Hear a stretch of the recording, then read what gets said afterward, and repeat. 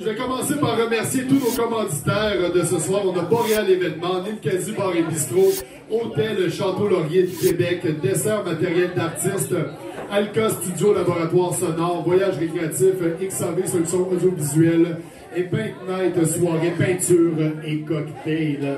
Alors merci à tous nos partenaires qui nous permettent de rendre l'événement possible. On va aussi tout de suite aller rencontrer nos musiciens de la soirée qui vont nous mettre une ambiance jazz de feu pendant tout l'événement. Alors, ici, au clavier, on peut accueillir, s'il vous plaît, Jules Garneau. À la guitare, on accueille Étienne Marchand.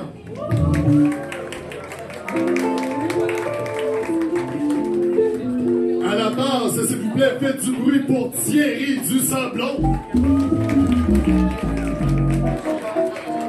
Et finalement, à la batterie, s'il vous plaît, on accueille David Vasgas. Vargas, excusez-moi, pas capable de m'en relire. Alors voilà, ce soir, on a des artistes talentueux qui vont s'affronter dans 3 rondes devant vous. Des rondes de 20 minutes. Alors, juste que tu comprennes que les artistes vont avoir 20 minutes pour créer une toile devant tes yeux. C'est super stressant, c'est super angoissant. Il y en a qui ont l'habitude, ça fait quelques fois qu'ils viennent, qui sont déjà stressés. Il y en a qui c'est leur première fois. J'aimerais qu'on leur donne déjà une bonne main d'applaudissement pour les encourager. Ils ont donné tout plein d'amour.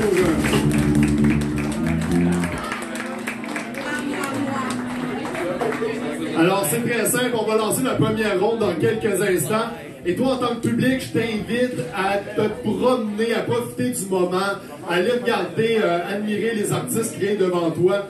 Tout ce que je vais te demander, c'est de le faire de manière respectueuse, c'est-à-dire qu'on respecte l'espace créatif de l'artiste, pas leur parler pendant qu'ils créent, pas toucher la toile, leur arracher les pinceaux et tout ça. On fait ça de manière très respectueuse. Et vous allez voir, ça va être fantastique. Et si tout au courant de la soirée, s'il y a une toile qui t'accroche l'œil, tu te dis, mon Dieu, j'aimerais ça voir cette toile-là tous les jours dans mon salon, ou peu importe, ben tu peux acheter les œuvres de ce soir aux enchères. Donc, tu vas recevoir par courriel tout à l'heure pour les votes, tu vas recevoir un lien. Et ce lien-là te permet de voter, te permet de miser sur une enchère silencieuse en ligne pour les différentes toiles. Et l'argent en fait qui est fait pour la vente des toiles va être retourné en partie aux artistes. Donc ça te permet de ramener une toile et d'encourager financièrement les artistes qui sont ici ce soir. Et en fait, oui, j'allais oublier deux petites choses fort intéressantes. On a ce soir, on stream en ce moment sur YouTube live et on a la chance d'avoir une voix radiophonique incroyable pour commenter ça sur le stream YouTube. Directement d'Alka Studio, s'il vous plaît, j'aimerais qu'on fasse du bruit pour Maxime Lacasse. C'est juste à l'arrière où j'écoute. Ensuite, on a l'organisatrice du Art Battle, qui est Claudine, qui est avec nous ici. Et il y a plusieurs personnes qui se demandent, est-ce que Claudine, elle fait de l'art également? Eh bien oui, on voit ses œuvres sur la balustrade en haut, donc elle expose en ce moment à la Ninkasi. Et pour l'événement, elle a décidé ce soir, tout au courant de la soirée, de donner des shooters à des gens qui sont ici. Alors, ben, on va donner, moi j'ai le bonheur ce soir d'avoir des coupons pour donner des shooters aux gens. Tu peux prendre ce que tu veux dans les shooters réguliers avec le coupon.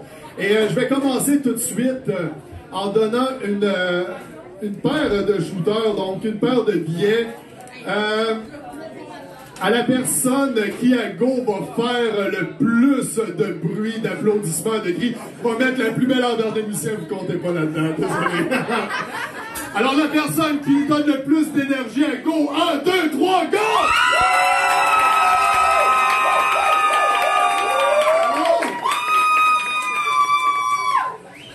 Je pense que ça va aller juste ici. Ah ben, tu peux venir me voir. Alors on commence ça, tu peux prendre ce que tu veux, ma chère. Alors voilà, ce soir, on va aller rencontrer nos artistes de la première ronde au Chevalier numéro 1. Ils naviguent dans des univers fantastiques et steampunk. Ils utilisent l'ombre et la lumière pour créer des compositions hautes en couleurs. S'il vous plaît, aidez-moi à accueillir Pierre-Alexandre Hudon. Au Chevalier numéro 2, elle étudie en géologie et utilise ce qu'elle trouve sur le terrain pour inspirer son art. Elle est vraiment contente de participer après avoir été spectatrice de plusieurs événements. S'il vous plaît, on accueille Mélina Langevin. Au Chevalier numéro 3, elle est titulaire d'un bac en art visuel. Selon elle, le phénomène de l'ombre et la picturalité, oui, qui ensemble un lieu de partage où naît le sens. S'il vous plaît, on accueille Lily Sierra. Au Chevalier numéro 4, Cécile représente son contact avec son environnement traité sous le filtre de son imagination colorée. On fait un tonnerre de bruit, s'il vous plaît, pour Camille Pinchot-Lavallée. Au Chevalier numéro 5, elle considère son art comme étant à la fois symbolique, visionnaire, spirituel et médicinal. Elle peint avec des couleurs vibrantes et sa collection de symboles de culture ancestrale de partout à travers la planète. S'il vous plaît, on accueille Gabrielle Caron. Et finalement, au Chevalier numéro 6, il aime partager sur la toile son imaginaire rempli de monstres et de créatures hybrides. S'il vous plaît, faites du bruit pour Raton.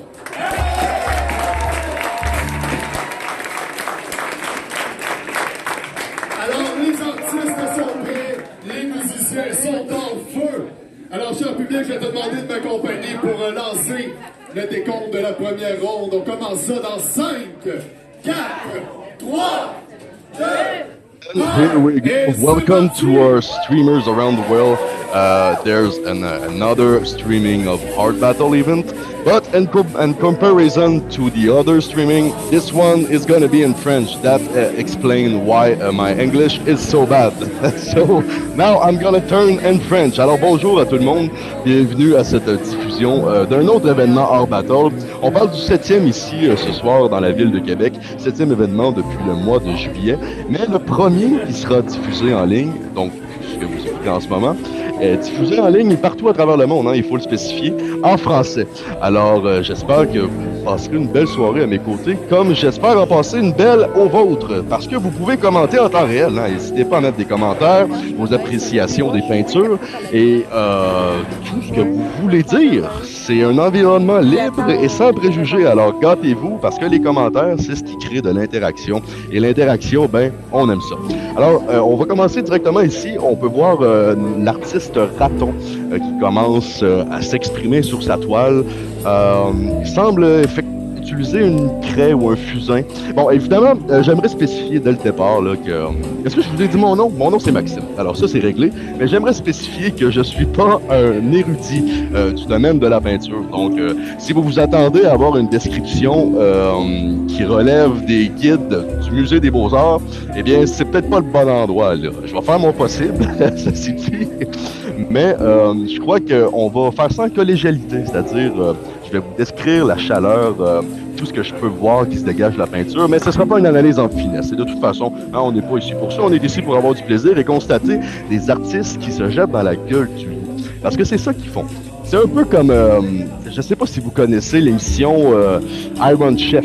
C'est un peu la même chose. On parle de gens qui usent de leur créativité dans un laps de temps donné, et dans le laps de temps ici présent est de 20 minutes. Et ils doivent accomplir un chef-d'œuvre, littéralement, pour pouvoir passer à la prochaine ronde et espérer pouvoir gagner la soirée. À la suite de quoi, ils seront invités à un événement à Toronto. Et à la suite de cet événement-là, il y a un autre événement qui va avoir lieu mondialement pour couronner un grand gagnant du Hard Battle. Alors, c'est un événement qui est non seulement très prisé des artistes qui débutent, mais aussi des artistes professionnels parce que ça leur offre une belle vitrine, on va se le dire. Alors ici, on peut voir une autre artiste qui semble être... Attendez-moi un petit instant.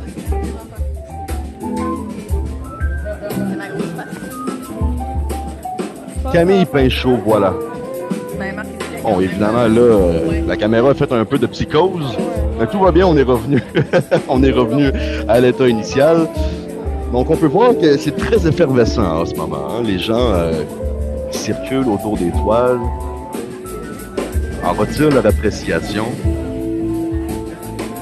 les regardent, s'en contemplent, les admirent pour pouvoir effectuer leur vote à la fin de la ronde.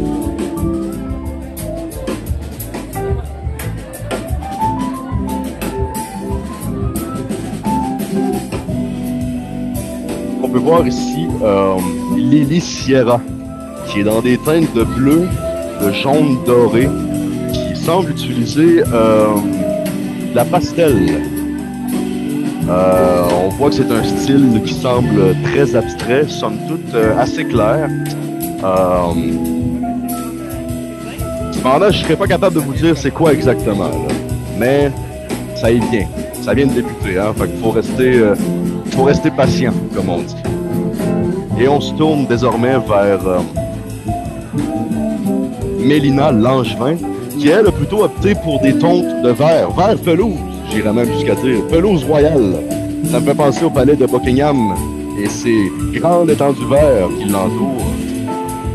Palais de feu, Madame la Reine, qui nous a quittés malheureusement dans les dernières semaines.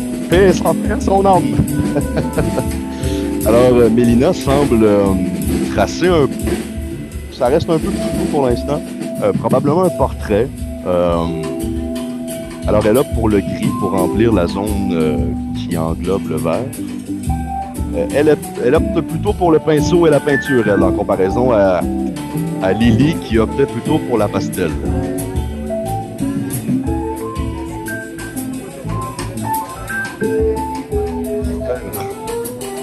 Pierre-Alexandre H. Oh, qui lui semble dépeindre un environnement boréal. Est-ce un champignon? Est-ce une tuque? Va-t-il avoir une personne sous cette chose? L'avenir nous le dira. En ce moment, on peut clairement constater des arbres, ce qui semble être un ciel. Non, ça semble être un champignon. Oui. Si le pronostic se poursuit de la sorte, je vous annonce en primaire que ça va être un champignon.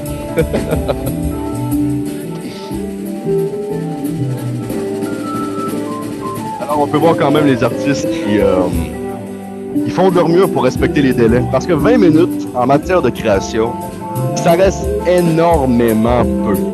Et énormément peu, vous me le direz, c'est un oxymore. Eh bien, vous avez raison. Et c'est là toute la complexité de ce genre de soirée-là. Parce qu'accomplir une œuvre qu'on peut qualifier de chef-d'œuvre en si peu de temps, ça demande beaucoup de pratique, non seulement beaucoup d'expérience, mais une concentration hors du commun. Parce qu'on peut le voir en ce moment, tous les artistes sont entourés d'une multitude de gens. Ce qui complique aussi l'adhésion à leur bulle créative. Parce que je ne sais pas si vous êtes un artiste, ou si vous voudriez en être un, mais la plupart des artistes peintres comme ça, quand ils peignent, entrent dans une zone créative. Et cette zone créative-là fait office de bulle. Et généralement, selon ce qu'ils disent, le temps s'efface et ils peuvent se concentrer bien humblement à leur œuvre. Cependant, là, entouré de gens comme ça ajoute un niveau de complexité très difficile à la réalisation de leur œuvre dans un temps donné. Alors ici, on peut voir... Bon, écoutez, ça se peut que je me trompe à quelques occasions au cours du streaming, au niveau des noms. C'est une première, alors ne me lancez pas les pierres. Alors ici, on a un artiste, je vais y aller comme ça, puisque je n'ai pas le nom devant moi, qui semble opter pour les teintes de blanc et de noir. Alors, pas très de nuances. Cela dit, ça me semble très joli. On peut distinguer une forme. Est-ce un orignal ou autre chose? Eh bien, l'avenir nous le dira. Ou on peut aussi voir une espèce de tête de canard au-dessus. Mais encore là, c'est propre à l'interprétation et je vous invite à me laisser dans les commentaires quelle sorte de forme vous voyez sur cette peinture. On peut voir en constante mouvance les gens qui circulent au cours des peintures. Alors notre ami Raton ici, qui en est à sa deuxième participation, qui a un univers très glauque, très noir. Il semble peindre en ce moment une bouche avec d'immenses canines. et ce qui semble être du sang à l'intérieur.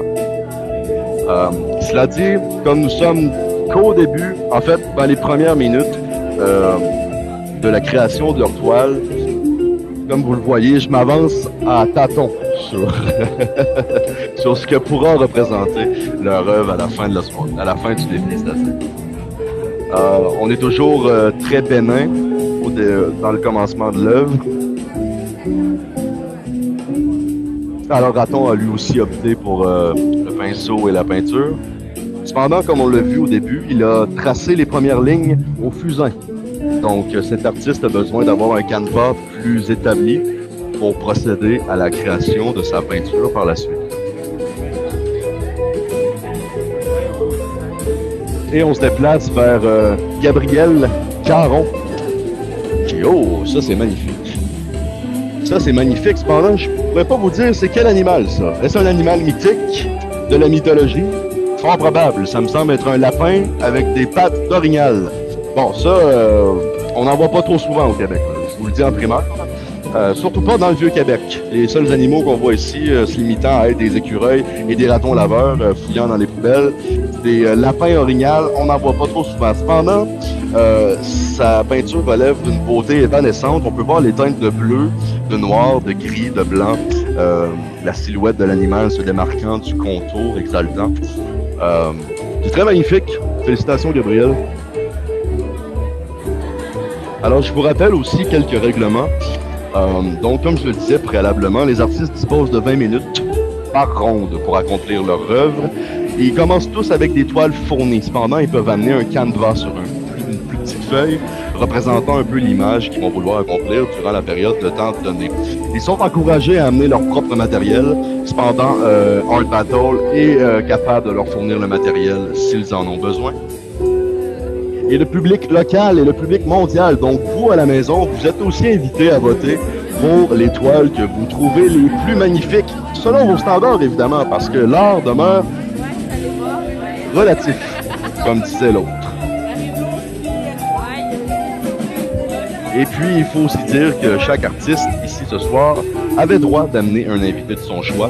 Tout à l'heure, pour avoir parlé à quelques-uns d'entre eux, certains sont venus avec leurs amis, certains avec leurs membres de la famille, certains avec leurs conjoints. Donc, ils sont accompagnés de gens chers, de gens aimés dans cette période de stress, il faut le dire, est assez exaltante. Alors, on est revenu à Lily Sierra, qui finalement, on peut le confirmer à l'heure actuelle, est vraiment tombé dans l'abstrait.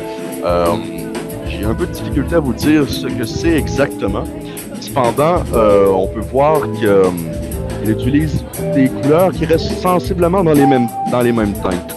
Et puis, elle semble toujours regarder vers la gauche, ce qui me laisse croire qu'elle est soit déconcentrée par quelqu'un à sa gauche ou elle a une feuille qui lui sert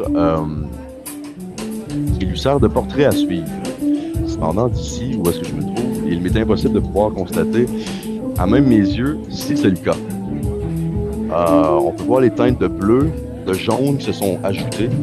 Il y a beaucoup de blanc en bas, des espèces de cordes, comme on peut voir. Et là, on dirait des visages de personnes qui se distinguent. Ah oui, je vois quelqu'un qui joue de la guitare, du luth ou du banjo. Ça reste un peu abstrait là, pour l'instant. Et on se déplace vers Mélina Langevin. Qui, ça se dessine un peu plus, là. Ça se confirme. Ça semble, bon, vous pouvez toujours me corriger dans les commentaires, puisque ce soir, on travaille en collégialité, mesdames et messieurs, et tous les gens d'origine non-binaire et tous d'autres pronoms. Évidemment, je ne vais pas vous laisser de côté. On travaille en collégialité, donc si jamais vous voyez des formes dans les œuvres avant que je puisse les voir, eh bien, je vous invite à les inscrire dans les commentaires pour qu'on puisse, tout le monde ensemble, apprécier les œuvres de nos artistes ce soir. Alors, Mélina avait débuté avec les teintes de verre Pelouse Royale, hein, je vais le mentionner. Et puis là, on peut voir un hibou, ce qui semble être un hibou en fait. Et là, elle est à ajouter les teintes de brun gris dans le cou du hibou. C'est très beau. L'hibou étant un animal très majestueux, hein, l'animal probablement le plus intelligent et mystérieux de la nature selon ceux qui en font son marketing, il faut le dire, hein? Parce que dans tous les vidéos et tous les documentaires qu'on voit des hiboux, et saviez-vous d'ailleurs que le hibou est l'animal qui vole de façon la plus silencieuse? Oui, absolument, il fait aucun bruit en volant. Alors, ben, c'est ça. Écoutez, ce soir, on boit de l'or et on apprend des choses, n'est-ce pas formidable?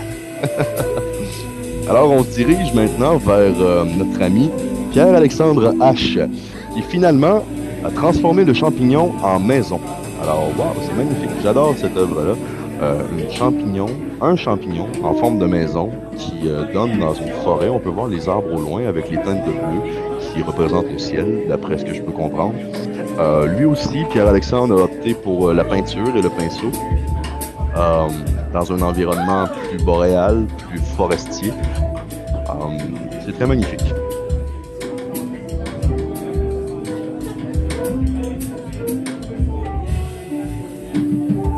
Alors, on arrive presque à la fin du décompte. Les artistes arrivent dans le laps final de la création de leur œuvre. Alors, comme je le disais tout à l'heure, nous avons 6 artistes. De cela, on va en avoir un qui va se rendre à la ronde suivante. Et à la suite de ça, nous aurons une autre ronde avec 6 artistes aussi. Et un gagnant se rendra à la finale. Donc, la finale sera composée de 2 artistes. Et le gagnant de cette finale-là sera une des personnes qui va se rendre à la finale régionale de Québec à la fin de l'année. Et le gagnant de celle-ci se rendra à Toronto, d'après ce que j'ai pu comprendre selon les règlements que nous m'avons expliqué. Qu'on m'a expliqué, c'est-à-dire.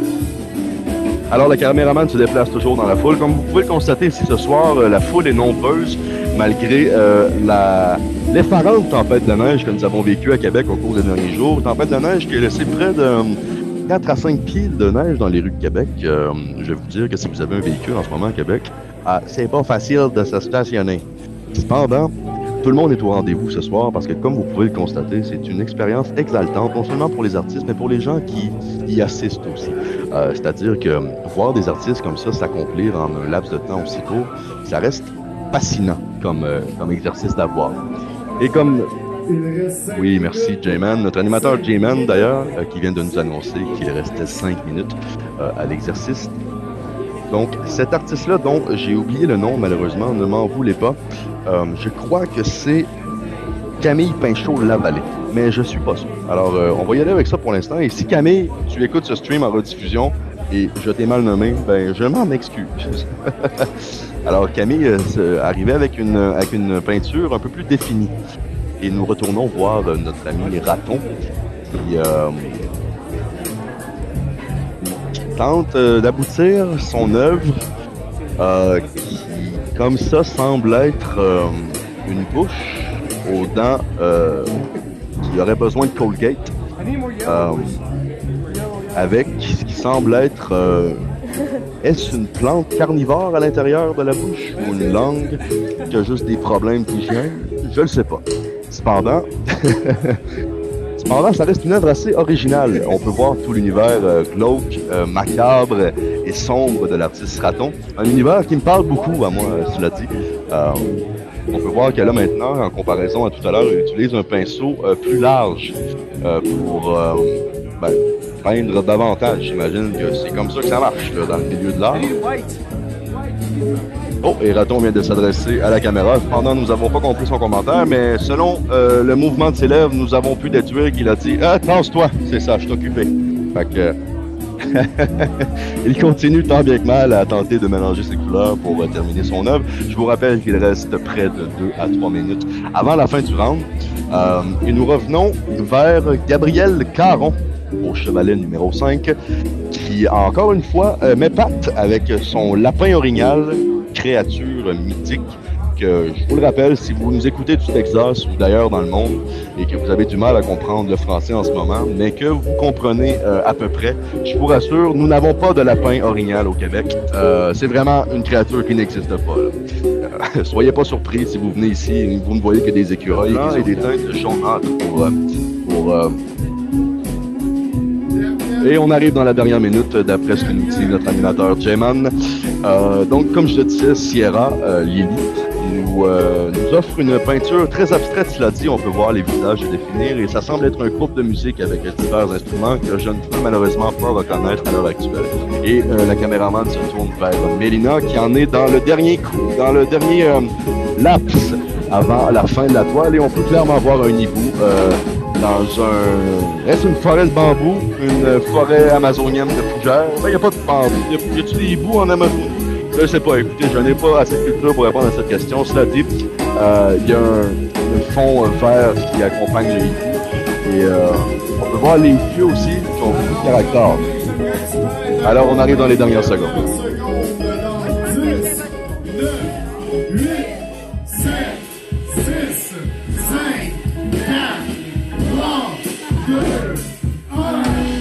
Voilà.